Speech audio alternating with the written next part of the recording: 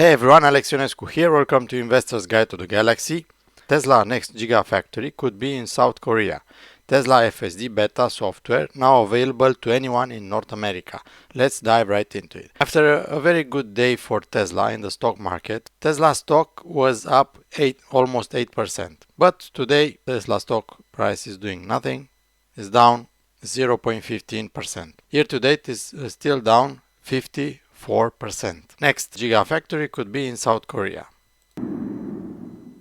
And shifting our attention from Twitter back to Tesla, Praz, we're seeing the stock pop today on this report that South Korea could potentially be in line as hosting the next Gigafactory for Tesla. Yeah, that's right, Akiko. The South Korean president's office mentioned that he had a video call with Elon Musk, and Musk was quoted as saying that he had some positive commentary about South Korea being a top candidate for a new Asian factory, a new Gigafactory. In fact, Musk was quoted as saying, "We expect to buy components worth more than $10 billion from South Korean firms in 2023 as we significantly expand supply chain cooperation with South Korean companies." So President Yoon also said he'd like to reform unreasonable regulations that have hindered big tech investment in the country.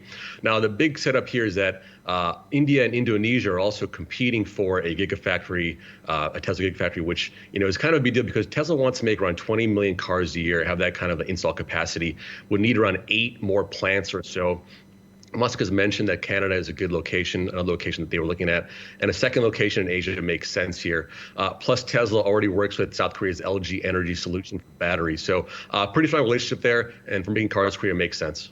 Tesla full self-driving beta software now available to anyone in North America.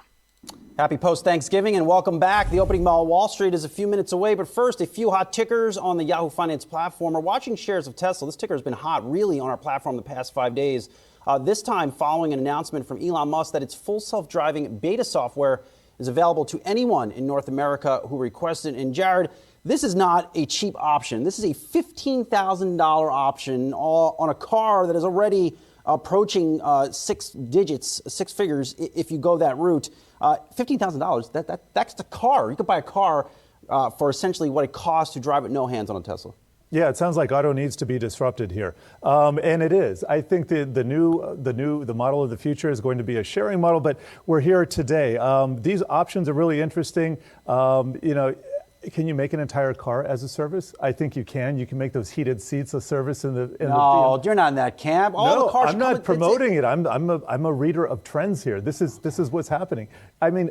Okay, albeit if you get enough pushback from consumers, maybe it doesn't happen. BMW felt a lot of heat from that, but full self-driving, I think that's going to be something that's going to have to be an add-on service. You think it should be included? I don't think it should even exist. I look at the highways. I look at the highways. I look at the infrastructure in this country, and I know I'm not alone in this. In no way it is set up to hop in a Tesla or any car for that matter and drive with no hands. It's just not. Based on the ads that I'm still being served on Twitter, I do not trust AI just yet. I know that's an apples to oranges comparison. In all seriousness, we're several years away from that. So I'm not advocating that just yet. But for people who want to try it out in limited circumstances on those country roads or in shopping malls, I don't know how it's set up. Maybe there are some test sites in Nevada where you have those nuclear warnings. Is it safer? I would pay $15,000 in a month to create my own obstacle course. If I had unlimited funds. I'm just speaking off the cuff here. And Tesla shares, they have been coming back, which is somewhat surprising. Given all the chaos that's happening in Twitter. But like we talked about at the top of the show, they are making cars in China, of course. Now, if Apple is going to be impacted by lockdowns in China, you best believe we might hear from Tesla before they report their next earnings report, telling the street about the impact from lockdowns China is likely to just employ in the coming weeks. Yeah, that's a huge thing.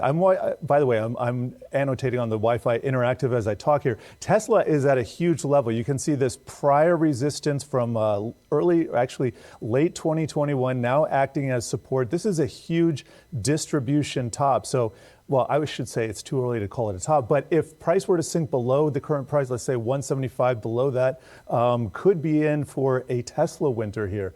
We talk about. No, I like it. I'm just talking technicals here. Without regard to anything they're doing in the fundamentals of the business, this is a dangerous looking chart. A lot of charts look like this. By the way, the chart for crude oil also has this huge top on. So I'm thinking, with respect to China, you were talking about how Tesla is leveraged to China.